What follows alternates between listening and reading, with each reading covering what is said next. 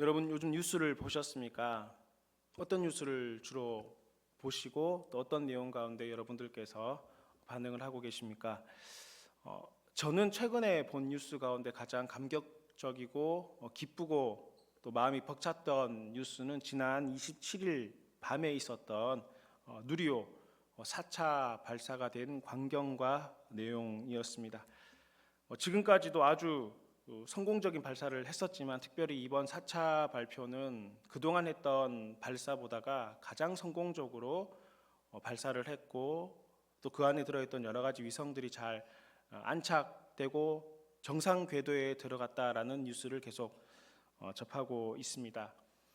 새벽 1시경에 발사가 진행되어서 발사 당일날 상황을 라이브로 보지는 못했지만 그 다음날 뉴스를 통해서 유튜브를 통해서 그 발사 장면을 계속 보고 참 많이 감격하고 감동하고 가슴 뭉클했습니다. 몇 번이나 그 발사 장면을 돌려보았는지 모르겠습니다.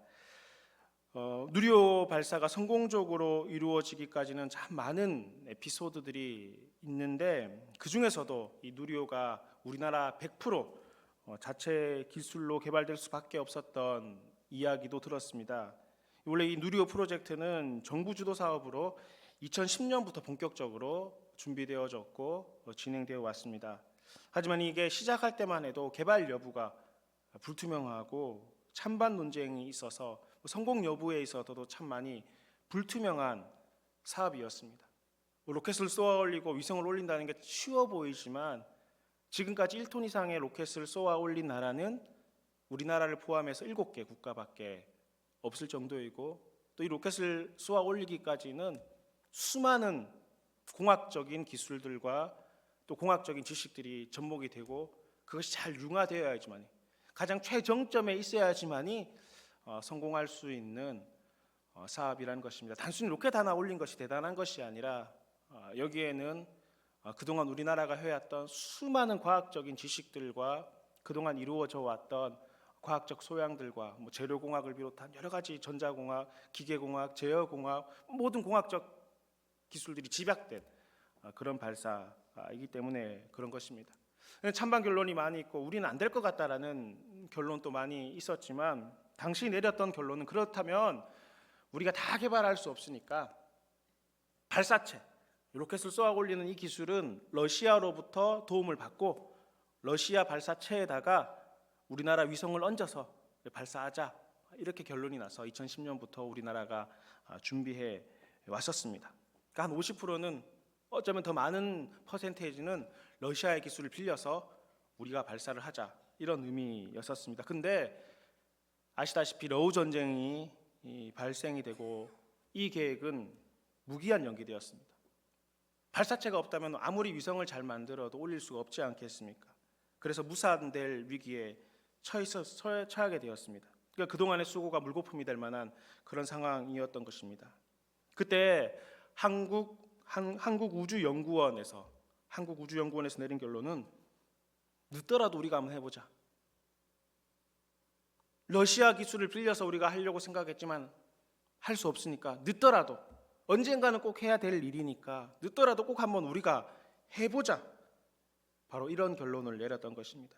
그리고 정부는 이것을 믿어주었고 이에 민간 기업들도 계속해서 이 사업 가운데 참여할 수 있었고 그 결과가 오늘에 이른 것입니다. 수많은 리스크들과 문제들은 계속 있었습니다. 실패도 있었습니다. 4차 발사라는 것을 보다시피 1차부터 3차까지의 발사 가운데서는 몇 번의 실패들도 또 몇 번의 실수들도 그 가운데 있었습니다. 그렇지만 계속했습니다. 해보자, 할 수 있다라는 이 마음을 가지고 계속 진행되었다라는 것입니다. 그 결과가 오늘에 이른 것입니다. 러우 전쟁은 누리호 프로젝트에게 있어서 굉장히 큰 리스크였습니다. 악재였습니다. 감당할 수 없는 상황이었습니다. 하지만 그것이 위기가 기회가 되었던 것입니다. 전화위복이 된 것입니다. 그렇습니다, 여러분. 이런 누리호 발사 프로젝트뿐만 아니라 우리의 삶도 마찬가지지 않겠습니까? 누구를 막론하고 살아가면서 수많은 문제들을 겪게 됩니다. 내가 계획했던 대로 되는 일들은 거의 없습니다. 수많은 악재들이 우리 가운데 찾아오게 된다는 것입니다. 그런데 여러분, 당장의 그 일이 악재가 될지 호재가 될지는 모르는 것입니다. 악재다 호재다 이렇게 판단할 수가 없다라는 것입니다. 악재가 방금 이야기했던 것처럼 호재가 되기도 하는 것입니다. 호재가 때로는 악재가 되기도 하는 것입니다. 특별히 여러분, 저와 여러분들은 누구입니까? 하나님의 자녀들입니다. 우리는 여호와 하나님을 믿는 사람들입니다. 우리가 믿는 하나님께서 우리에게 주신 하나님의 거룩하신 말씀이 무엇입니까? 로마서 8장 28절 말씀인데요, 우리 함께 읽어보도록 하겠습니다. 시작. 우리가 알거니와 하나님을 사랑하는 자 곧 그의 뜻대로 부르심을 입은 자들에게는 모든 것이 합력하여 선을 이루느니라. 아멘. 하나님을 사랑하는 자, 우리는 하나님을 사랑하는 자 맞습니까? 그의 뜻대로 부르심을 입은 자들 맞습니까? 그런 자들에게 주신 말씀이 뭐라고요? 모든 것이 뭐라고요? 합력하여 선을 이룬다라는 것입니다. 우리 안에 있는 모든 것들을 합력해서 하셔서 하나님께서 일을 이루시는데 그 일의 결과가 뭐라는 겁니까? 선이라는 것입니다. 내 안에 악재를, 내 안에 호재를 하늘을 집어서 사용하시는 분이 아니시라 하나님께서는 우리 삶에 있는 전 영역을 다 걸쳐서 삶의 모든 영역을 통해서 그것을 합력하여 선을 이루어 나가시는 분이심을 믿으시기 바랍니다. 여러분, 우리가 믿는 하나님이 그렇습니다. 우리의 장점도, 우리의 환경도, 우리의 능력도 사용하시지만 혹은 우리가 겪고 있는 이 고난의 문제까지 혹은 우리가 생각하는 그 악재라는 것까지 사용하셔서 선을 이루시는 분이십니다. 그러므로 오늘 우리가 당하는 고난, 지금 내 안에 있는 이 해결해야 될 문제들이 악재라고 혹은 호재라고 섣불리 판단할 수 없는 것입니다. 중요한 것은 내 안에 수많은 삶의 문제들이 닥쳐오는데 그 문제를, 그 당면한 문제 가운데서 내가 어떻게 맞섰느냐는 것입니다. 내게 주신 이 모든 문제들을 내가 어떻게 대하느냐라는 것입니다. 나는 하나님의 사랑을 입은 자로, 하나님을 사랑하는 자녀로 하나님께서 내게 있는 모든 것들로 말미암아 선을 이루신다는 이 믿음이 있다면 할 수 있다라는 겁니다. 해보자라는 마음이 생겨난다라는 것입니다. 포기하기에는 이르다는 것입니다. 왜냐하면 하나님께서는 그것까지 사용하셔서 선을 이루어 나가시기 때문에 그런 것입니다. 그러니 어떻게 맞서느냐, 이것이 우리의 삶의 가장 중요한 과제가 될 수도 있는 것입니다. 오늘 성경을 보면 예수님의 제자 공동체에도 문제가 많이 있었습니다. 소위 말해서 악재가 많이 있었다라는 것입니다. 오늘 우리가 읽었던 23절 말씀을 보면 제자들은 매우 근심하였다라고 말씀하고 있습니다. 근심에 짓눌려 있다라는 것입니다. 오늘 본문 사건 직전에도 제자들은 귀신 들린 아이를 고치지 못했습니다. 이로 인해 제자들은 예수님으로부터 책망을 받았습니다. 모르긴 몰라도 아마 제자들 마음 가운데 큰 타격을 입었을 것입니다. 마음고생을 꽤나 했을 것입니다.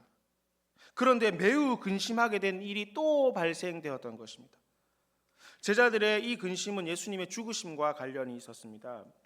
예수님께서 죽음에 대해서, 본인의 죽으심에 대해서, 본인의 고난 받으심에 대해서 그만 말씀하셨으면 좋겠는데 예수님께서는 또 그 말씀을 하고 계신 것입니다. 제자들은 이 예수님의 이야기를 처음에 이야기할 때는 그냥 하시는 말이겠지 생각했지만 이게 두 번째 이야기를 하다 보니 정말 그렇게 되는 것은 아닌가 근심하게 된 것입니다. 또 그런 말씀을 하시니 제자들은 매우 근심이 되었습니다.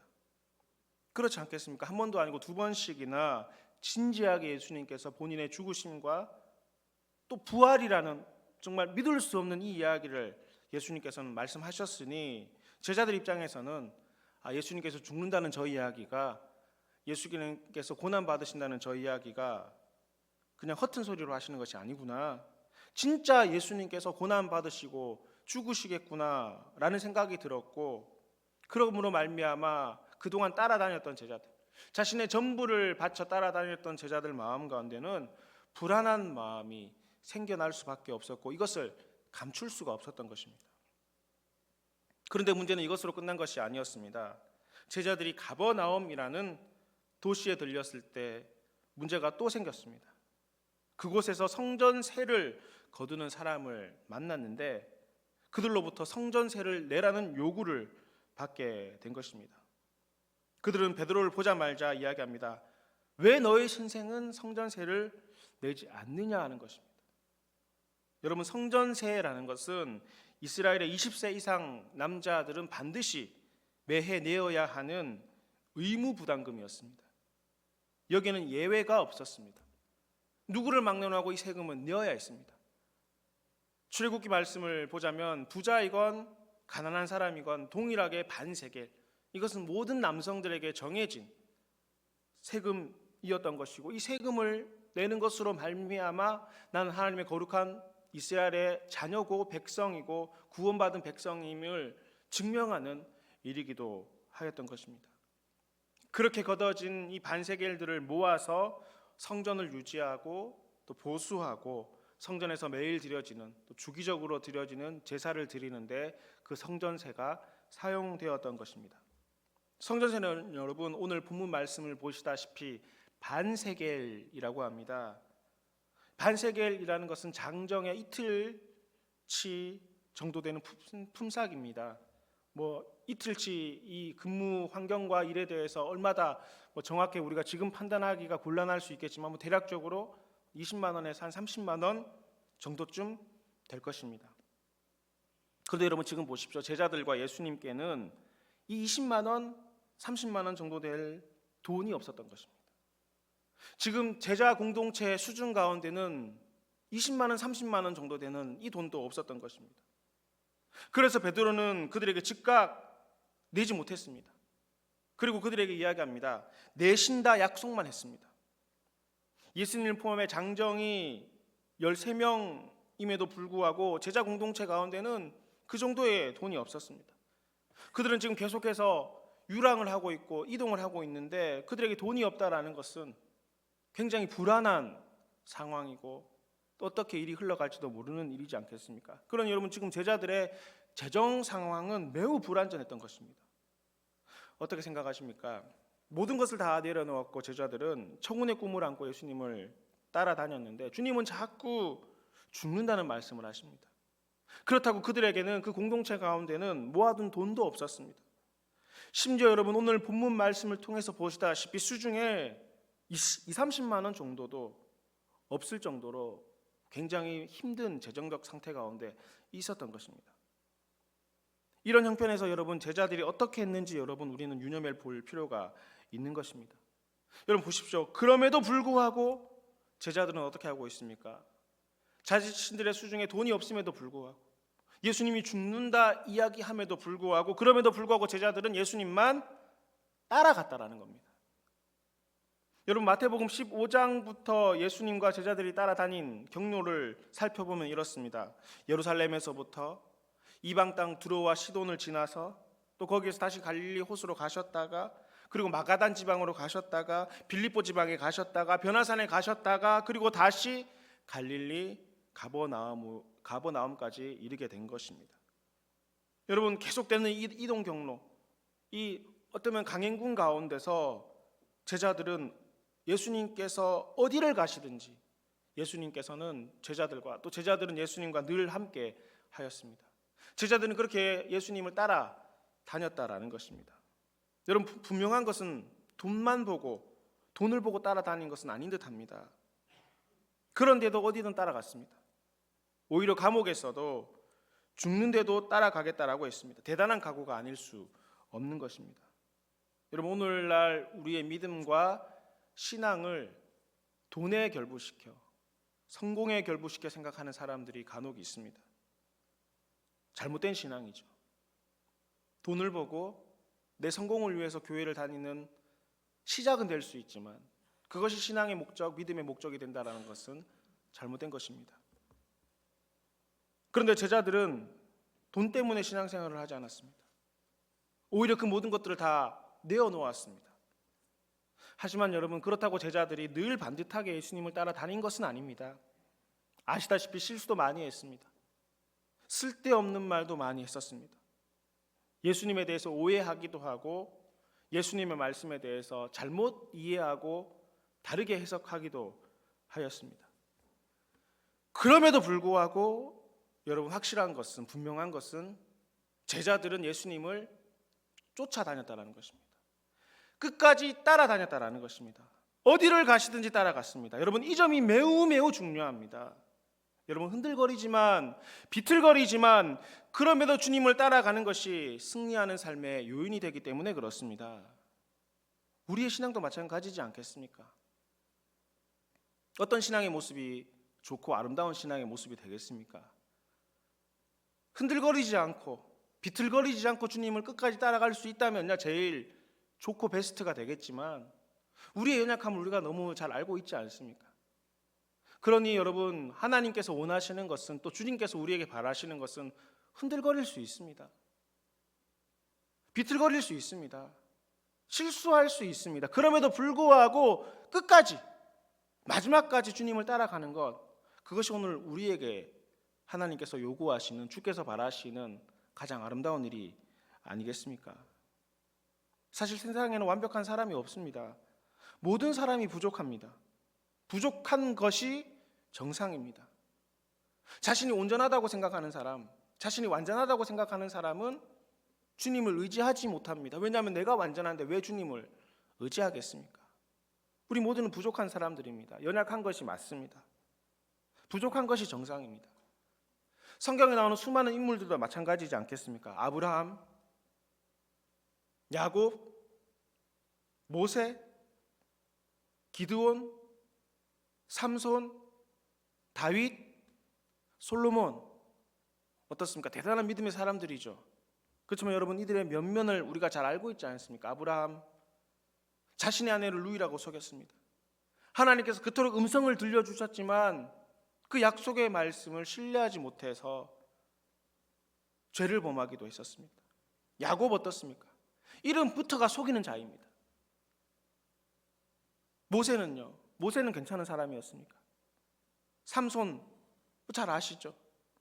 다윗은 어떻습니까? 대단한 사람이었죠. 하지만 그의 삶의 면면 가운데는 수많은 넘어짐과 실수투성이었습니다.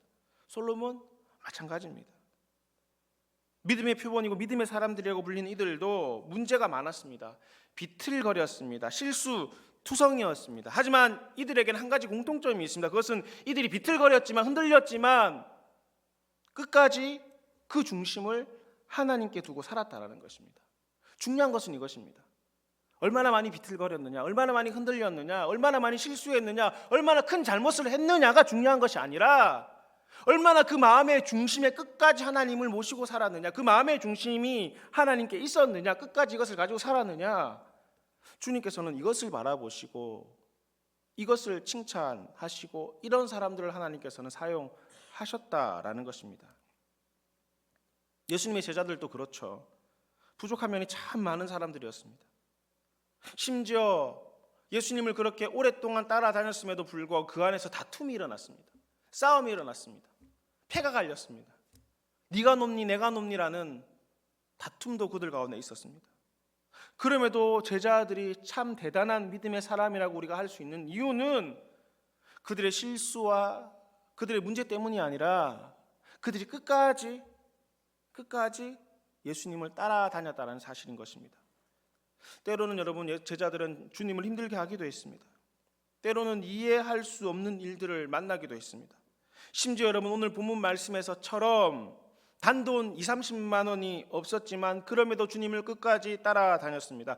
이것이 제자들의 가장 큰 강점이 된 것입니다. 더불어 제자들에게 또 다른 강점이 하나 더 있습니다. 그것은 문제가 생겼을 때 바로 예수님께 나갔다라는 것입니다. 제자들은 문제가 생겼을 때 지체하지 않고 그 문제를 가지고 주님께 나갔습니다. 오늘 본문 25절 말씀을 한번 보실까요? 25절 말씀을 보면 너희 선생은 성전세를 내지 않느냐라는 이 물음 가운데 베드로는 내신다라고 약속했습니다. 물론 여러분, 베드로 가운데 어떤 대안이 있어서 이렇게 대답한 것은 아니었습니다. 안에 들어가면 돈이 있기 때문에 이렇게 이야기했던 것이 아니었습니다. 그래서 베드로는 이 말을 하고 난 다음에 예수님께서 계신 집으로 들어가셨습니다. 아마 이 문제를 예수님과 의논하려 했던 것 같습니다. 자, 그러고 난 다음에 어떻게 했습니까? 그러고 난 다음에 예수님께서 하신 말씀입니다. 집에 들어갔습니다. 집에 들어간 것, 예수님을 만난 것, 여러분 이것이 바로 베드로의 대안이었습니다. 베드로의 대안은 다른 것이 아니었습니다. 집에 들어가서 내 안에 있는 어떤 금고에 있는 돈을 가져오는 것이 베드로의 대안이 아니었습니다. 저 안에 들어가서 지금의 문제를 회피하는 것이 베드로의 대안이 아니었습니다. 다른 데 가서 그 돈을 빌리는 것이 베드로의 대안이 아니었습니다. 베드로의 대안은 다른 것이 아니라 예수님께 나아가는 것이었습니다. 예수님께 그 문제를 가지고 나가는 것이었습니다.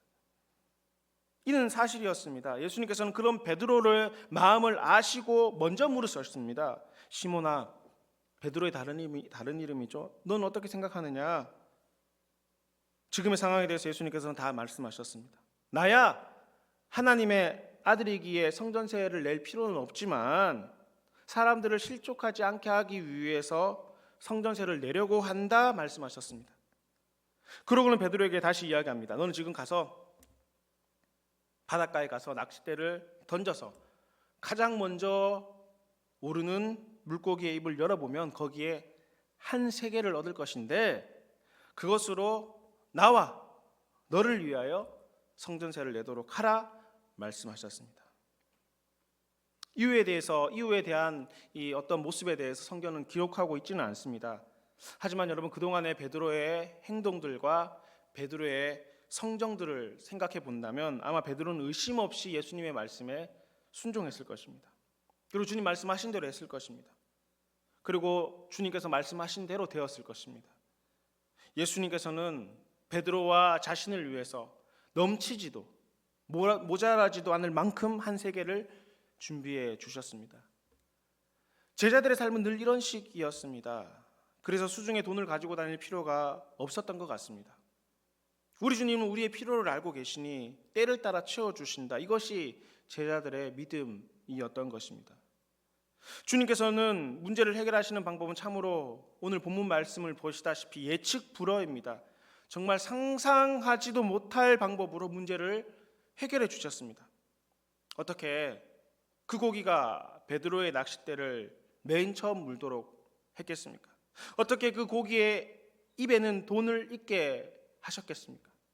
또 물고기도 가관 아닙니까, 여러분? 물고기의 습성상 먹게 되면 삼키는 것이 당연한 이치인데 그 물고기는 입에 물고 있는 것을 삼키지도 않고 입으로 계속 물고 있습니다. 어떻게 동전을 물고만 있는 물고기가 있을 수 있겠습니까? 참으로 신기한 일입니다. 하긴 여러분 요나도 큰 물고기 뱃속에서 상일 밤낮을 잇기도 했으니 전지전능하신 하나님께서 못하실 일이 뭐가 있겠습니까? 아마 이 이후에 베드로가 어떻게 되었겠습니까? 모르긴 몰라도 아마 이 경험을 막 이야기하지 않았겠습니까? 마태복음 역시 베드로가 기록한 것이 아니니 이 마태 역시 베드로가 했던 그 이야기가 전해져서 아마 이 이야기를 이렇게 기록했을 것입니다. 여러분들이 만약 베드로였으면 이 이야기를 할 때 어떻게 이야기를 했겠습니까? 아마 그 이야기를 하면서도 웃었을 것입니다. 이렇게 신기한 일이 내게 일어났는지, 이거 말을 해도 사람들이 믿을 수 있을까? 이런 마음으로 이야기하지 않았겠습니까? 그 후에 제자들 가운데 돈이 없다라는 소리만 들어서도 베드로는 아마 이 이야기를 했을 것입니다. 걱정할 거 없어. 내가 그때 이런 일들이 있었는데 이렇게 해서 나가서 물고기를 탁 잡으니까 그 안에 동전 한 세겔이 있어서 다 해결했잖아. 알지 않느냐? 그러니 돈 없어도 걱정할 필요 없어. 막 이런 식으로 성도들을 또 제자 공동체를 다독여 나갔을 것입니다. 사실 여러분 그 후로 제자들은 돈 걱정을 하지 않았습니다. 초대교회는 돈이 넘쳐났습니다. 성도들마다 이 맛을 봤는지 서로서로 돈을 다 내어놓았습니다. 교인들끼리 서로 나눠 쓰고 땅도 팔고 집도 팔고 사도들 발 앞에 다 내어놓고 함께 나누어 사용했습니다. 이처럼 그날 물고기 동전 사건은 제자 공동체를 비롯해서 초대교회 돈 문제와 관련해서 큰 교훈이 되었을 것입니다. 여러분 마찬가지입니다. 우리 역시 동전 한 입 정도의 문제라 할지라도 주님께 가서 의논하면 그 일은 우리에게 더 큰 기적으로 불러오는 계기가 될 줄 믿습니다. 아름다운 간증거리가 될 줄 믿습니다. 주님을 끝까지 따라다니는 자들에게, 또 끝까지 따라다니는 그가 주님 앞에 삶의 문제를 내어놓았을 때, 그것이 비록 동전 한 입의 문제라 할지라도 하나님께서는 아름다운 일로 해결해 주신다라는 것입니다. 간증이 되게 하신다라는 것입니다. 아름다운 간증거리가 되게 해서 우리의 믿음을 성장하고 우리의 공동체를 성장하게 하며 우리의 믿음과 신앙을 세워나가는 동력이 되게 하신다라는 것입니다. 그러므로 성도 여러분, 우리가 살아가면서 겪는 수많은 문제와 시련, 여러분 이것을 두고 성급하게 이건 악재다, 이 일을 어떻게 해야 될까 말하지 마십시오. 여러분 제자들을 보십시오. 그들은 동전 한 입의 문제를 통해서 오히려 기적을 만들어내었고 멋진 간증거리를 만들어내었습니다. 그들이 만든 것은 아니지만 하나님께서 그들에게 베풀어 주신 기적입니다. 왜냐하면 그들은 예수님을 따라다녔고 그들은 모든 문제를 예수님께 내어놓았기 때문에 그것이 작은 문제라 할지라도 혹은 악재라 할지라도 하나님께서는 그것을 오히려 기적으로 바꾸어 주신 것입니다. 설교 초반부에 이야기했던 누리호도 마찬가지지 않겠습니까? 러시아의 도움을 받지 못하는 것은 악재였습니다. 심각한 타격이었습니다. 하지만 전화위복이 되게 한 것 아니겠습니까? 그렇다면 지금 우리가 겪는 시련도 마찬가지입니다.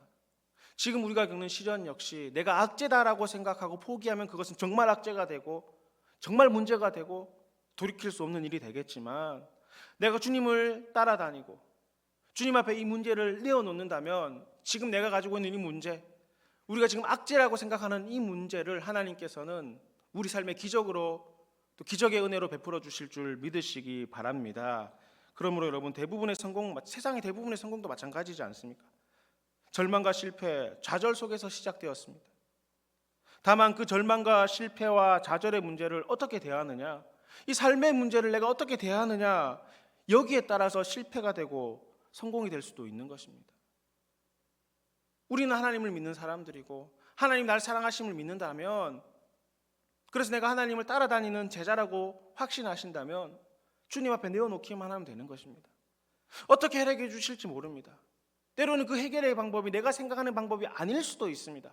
여러분, 베드로가 이 문제를 예수님 앞에 내어놓았을 때 예수님께서 물고기 속에서 동전을 주실 것이다 생각은 했겠습니까? 아마 상상도 못했을 것입니다. 상상할 수 없는 방법으로 그 문제를 해결해 주시는 것입니다. 문제 앞에서 내가 이 문제를 해결하고자 한다면 그건 내 방법이 되는 것이고 내 의지가 되는 것이고 내 의가 될 것입니다. 하지만 이 문제를 주님 앞에 내어놓는다면 그때부터 이 문제는 주님께서 해결해 주실 문제이고 내 삶의 기적을 경험하게 되는 통로가 된다라는 것입니다. 악재냐 호재냐, 이것은 그것을 대하는 사람들의 태도에 따라 달려 있습니다. 그렇다면 여러분, 오늘 우리는 어떻게 해야 하는 것입니까? 여러분, 우리의 삶의 문제를 무엇으로 해결해 나가실 수 있겠습니까? 주님 앞에 나가는 것입니다. 주님 앞에 내어놓는 것입니다. 그렇다면 주님께서 우리의 삶에 역사하심을 믿으시기 바랍니다.